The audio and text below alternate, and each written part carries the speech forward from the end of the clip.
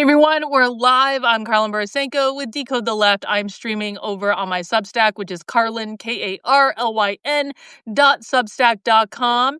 And these are live streams I do exclusively on the Substack that do then upload to the Decode the Left podcast, which is available on Apple Podcasts and Spotify. I also usually put them on YouTube and Twitter as well. But if you want to catch them live, make sure you have the Substack app, download it onto your phone, and you'll get notifications when I go live. And so today I want to talk about can I just tell you guys, I got so frustrated on stream yesterday. And listen, I appreciate that there are a lot of newer people that have found my work recently, especially on YouTube. And I appreciate that a lot of those people come from the conservative right, and a lot of them just don't know what they don't know. And one of the reasons I get so angry on stream sometimes, it actually has nothing to do with the audience. It has to do with the fact that conservatives have been lied to by their media and their pundits for years and years and years and years and years. They've been completely misinformed by their media and their pundits. And so that leads to a situation where the right thinks that they know an awful lot about the left, but they actually know nothing. And they come in my chat and they speak the conservative talking points over and over and over again. And they'll do it while we're literally watching a stream that contradicts the conservative talking points. So let me give you a specific example. Yesterday on stream, we watched a classic episode from the Socialism Conference from last year. And it was literally the thing we were watching was literally socialists telling people flat out, we are not voting for the Democrats. We don't like the Democrats. We don't support the Democrats. Anyone who votes for Kamala Harris is a traitor. Like, this is what they were saying leading up to the November election last year. And there were all sorts of presentations like this all over the country. We watched several of them on my channel where they basically said the same thing. So basically what's happening is yesterday, I am watching a presentation, by the way, one I've already seen. So I knew what was in it, from last year before the election, in which real socialists were saying flat out, we are not Democrats, we don't like Democrats, we don't support Democrats, we don't vote for Democrats, we don't support Kamala Harris, we don't support anyone who votes for Kamala Harris. Like, they were saying it so clearly, it was just not even open to interpretation. And yet still, I have conservatives in my chat going, Democrats are socialists, Democrats. So they all voted for Kamala Harris because socialists are Democrats and Democrats are socialists. And I lost it yesterday. I did. And I started yelling at people on the stream because it was so maddening. And again, it's like, I know my internet is unstable. I don't know if you guys can hear my husband cooing at the dog downstairs too, which is pretty funny. Hang on, we're waiting for my internet to be stable again. Hang on. Oh no, is the internet working? Did we lose the internet? We're just waiting for the internet to be stable to continue the stream. I think we're back. Okay. So it was a maddening experience last night as this was happening. Nick says in the chat, I wanted to bash my head in last night. Conservatives are unfortunately all screwed up and some don't care and they just want to own the libs. Yeah, I don't know if you guys heard my husband cooing at my dog, but it was actually pretty funny. I don't know if Victor knew I was on a live stream when he was doing that. That's all right. All right. But I don't blame conservatives for this necessarily, because the thing of it is, the reason that conservatives believe that Democrats are socialists and socialists are Democrats is because they have been lied to by their media for years and years and years and decades and decades and decades. And I do believe the lying is malicious. I really do. I used to think that the lying was because conservatives were just stupid and they didn't bother to research the thing they were talking about, which I do think is actually true some of the time. I do think that there is just a monumental amount of laziness on the right where they don't even listen to the people that they claim to be fighting with. They don't even listen to the left. They don't listen to these groups at all. So I used to think that this was just stupidity and ignorance. And now I'm starting to become convinced that it's actually malicious, because I think that the right-wing pundits and influencers profit when their audience believes that Democrats are communists and communists are Democrats. And they profit because A, they get to have the constant enemy of the Democrat being the worst thing in America, where honestly, the Democrats are like probably the least of the problems we have. And at the same time, the real far left gets to operate completely unopposed, which I'm actually starting to become convinced that the conservatives like Con Inc., Conservative Inc., I'm actually becoming convinced that they want the far left to win because that gives them a constant enemy to report on. It gives them constant clips to put on the internet and to make money on. Conservatives don't make money anywhere near as close as when they're talking about the communists, the communists, the communists. And so it's like, of course they don't want to beat them. That they would be literally fucking themselves over. So this is honestly one of the most difficult things about my job is constantly having to deal with the absolute miseducation and misinformed audience from the conservative right. Because here's the other thing that happens. They get belligerent when you try to tell them that they're wrong. They get belligerent, they get all up in their feelings, they cause disruption, they shout, they call names, they say, "You're just a communist, me, me, me, me, me, me, me, me, me." And then they end up getting banned from my channel, and then they go and complain on Twitter, "She's so mean and she's a narcissist." This is over being told Democrats are not socialists and socialists are not Democrats, or something of that nature. And so I can understand that it might be difficult for people to understand that they've been lied to by the people they trust to inform them. However, at some point, your feelings don't fucking matter. Your feelings do not matter. My feelings don't matter. Do you guys think that anyone coddles my feelings? I've been covering the radical revolutionary far left for years. I have been smeared to within an inch of my sanity, actually more by the right than by the left. You think anyone coddles my feelings? If no one's coddling my feelings, I am sure as shit not going to coddle your feelings when you're having a hissy fit over being told a piece of information you don't like. My job is to tell you the truth and to show you the information. And how you feel about that is really none of my business. But something happened in the chat yesterday where I was screaming at them and there were a couple new people there and they weren't really understanding. And more than one person said, "Well, Karlyn, if Democrats aren't socialists, then what are they?" They're still, by the way, the fact that they framed it like that, well, if Democrats aren't socialists, then what are they then? Can we just process for a second the amount of lying that has gone on in the conservative media sphere for right-leaning audiences to more than one person said this yesterday. More than one person said, if Democrats aren't socialists, then what the fuck are they? They have no idea. The right really has no idea who they're fighting, who they claim to be their enemy is. They have no clue. And the fact that they framed it as, if Democrats aren't socialists, then what are they? It really shows that the idea of the Democrat has been far more weaponized than actual communists and actual socialists. To the point that, I mean, do right-leaning people really not understand that real communists and socialists exist?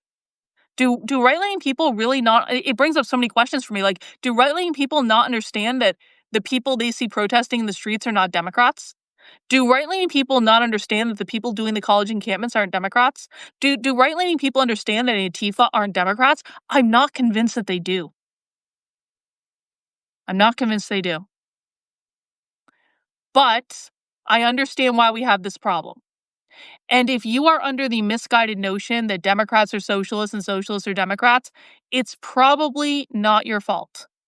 But now that you know they're two different things, it is your responsibility to understand the difference. And don't worry, I have created something to help you out. Let me show you. Hang on. If you go to my website, this is decodetheleft.com/map. I have created a guide to mapping the modern left. This is totally free. And you'll be able to download this chart right here. And this basically, you'll see that you can't see the whole thing on the screen there. But basically, this explains the 5 categories of leftists in my framework that I cover. And we have Democrats, liberals, progressives, democratic socialists, and revolutionary socialists. And no, those are not all the same thing. You'll also know that I have pride flags or pink triangles to denote the existence of queer ideology. Just ignore that for right this second. I'll talk about the queer thing in a second. But for right now, I just want you to look at tier 1 through 5. Starting at tier 1, That is the Democrat construct. This is who Democrats are. They are establishment politicians focused on incremental reform within the construct of capitalism. They are mostly aligned with corporate interests, okay? That is what you get typically with your average Democrat politician. They're not really that exciting. They're capitalists, which means they have no relation to the radical revolutionary far left at all. They are mostly aligned with businesses. They're basically useless human beings. That is who they are. Next up, a little bit more left than Democrats is you're going to have your average liberal. Now, your average liberal still believes in capitalism, by the way, but is more focused on inequality, not inequity, but inequality. And they probably don't know the difference between those two terms, but they are not focused on systemic overhaul. So this is more kind of like your bleeding hearts that just want everyone to be nice. And they tend to be a little bit more left than Democrats, but that's who they are. Now, getting into the categories, and the last three are the categories that I really cover. I don't often cover Democrats and liberals, quite frankly, because they are really effing boring. But getting into the categories that I tend to cover, the next we have is progressive. And progressives do want structural reform. They want big, sweeping social policies that are going to move us in the direction of communism, like Medicaid for all, Green New Deal, debt cancellation. Progressives sometimes flirt with socialism. Socialists sometimes try to infiltrate progressive organizations in order to pull them further left. But at the end of the day, progressives do still believe in capitalism, but they just want these big social programs to basically be able to give free stuff to everyone. They do and again, you're going to find some. It can be confusing sometimes because you will find some socialists within these groups because maybe they just have a job in one of these organizations, or maybe they are actively infiltrating it to try to pull the organizations far left, because they are doing a lot of that right now. So you really have to be diligent and you really have to listen to what people are saying. The biggest distinguishing feature between Democrat, liberal, and progressive, and then democratic socialist and revolutionary socialist, is their support for the capitalist system. If they want to maintain the capitalist system, which means the Constitution and the government and our entire way of life in the United States, they are not a socialist. Socialists fundamentally want to overthrow capitalism. They just have very different ideas about how to do it, okay? So in tier 4 and 5, you get your democratic socialist and your revolutionary socialist. And the biggest difference between tier 4 and 5 is both of them want a post-capitalist society, but they have different ideas on how to get there. The democratic socialist, as you're seeing with Zoran Mandami in New York City, he wants to get there through elections and political reform. So they work inside the electoral system. Their goalpost is still to overthrow the system, but they think the very best way to get what they want is to work within the system, at least for right now. Revolutionary socialists have entirely given up on working within the system. They don't want to work within the system. They don't vote. They don't participate in elections. They think it's all a big waste of time. The only reason they would participate in elections is if there was something to gain recruiting-wise, which they do sometimes do.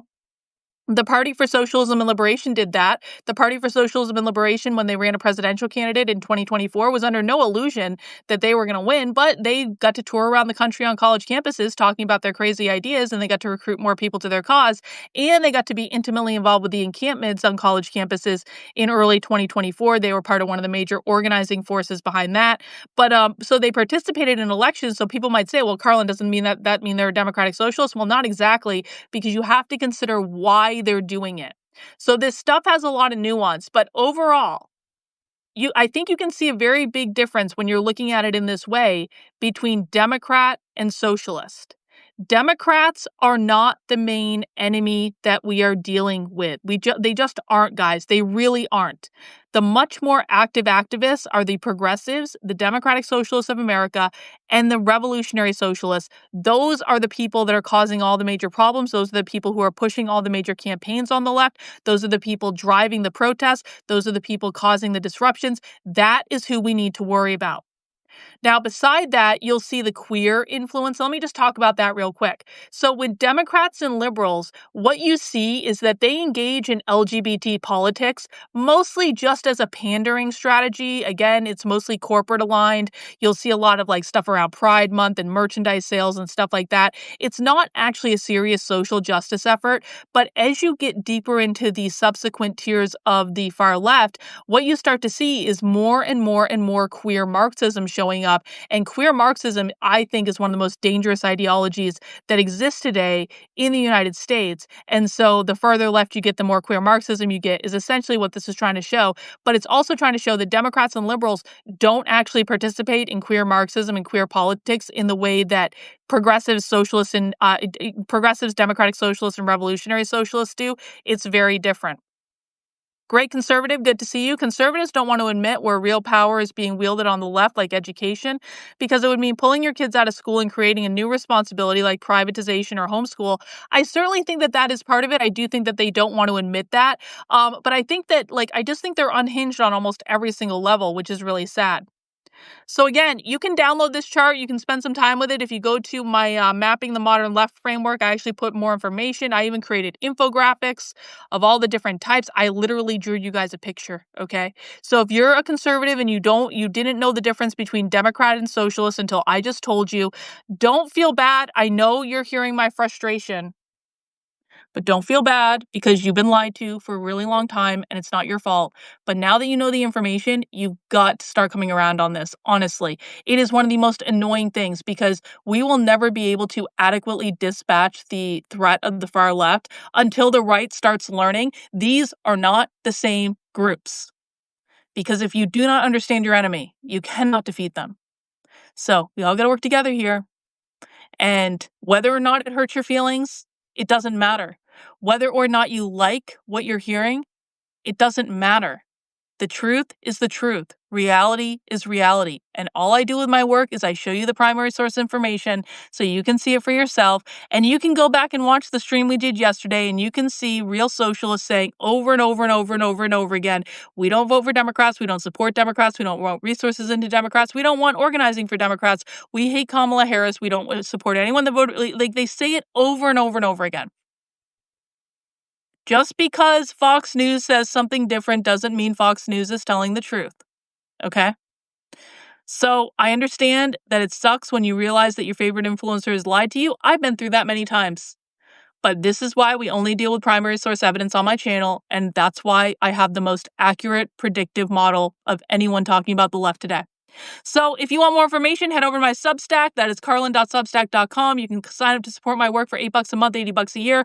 Again, the Mapping the Modern Left framework is available at decodetheleft.com/map. It's a free download. Share it out with people. Show people this information. The more we start teaching people in our lives and bringing people into this content, the better off it's going to be. We have got 2 spy streams coming up later. So we're doing our first spy stream. The first spy stream is actually going to start around 6 o'clock, but I'm going to start the stream around 5. So it'll be a little bit early. I have something I want to watch in between then. And then we are doing a classic socialism presentation starting at around 7 o'clock. And then at 9:30 p.m. tonight, we have a supporter exclusive spy stream where we are going inside a live leftist organizing call, like far left, like radical revolutionary socialist organizing call. So if you want to see a real socialist organizing call, listen, we've been watching Democrat social. Okay, so this is actually going to be great. At around 6 p.m. tonight, we are watching a Democrat/progressive organizing call for Spy Stream. What we're doing for Spy Stream, the first Spy Stream, is not far left at all, but it's going to be interesting, and we're going to watch it, and it's going to be fine. If you want a real comparison between Democrat and socialist, come to the 6 p.m. Spy Stream. I'll start the stream a little bit earlier than that, but the call will start at 6 p.m. Come to the 6 p.m. Spy Stream. Listen to that. Hang out, watch some socialism with us, and then become a supporter on my Substack and go inside the live radical revolutionary socialist organizing call that's going to start around 9:30. You want to see the difference between Democrat and socialist? I will show you the difference between Democrat and socialist because I promise you, those 2 calls are going to look nothing alike. And then you will be snapped in the face with how different these groups are and how different the activists are and how different they organize, because it will be undeniable. The stuff, if you've only watched my public spy streams and you've never gone inside a supporter exclusive spy stream where we tend to watch extremely far leftist stuff, you will be shocked at the difference between Democrat and progressive organizing calls and radical revolutionary socialist organizing calls. They are not in the same league. So, don't believe me? Come see for yourself. I don't create these calls. I don't run these calls. I'm not a part of any group in these calls. I literally just show you what's happening on the calls so you can see what's going on. Again, you can join that by becoming a supporter on my Substack.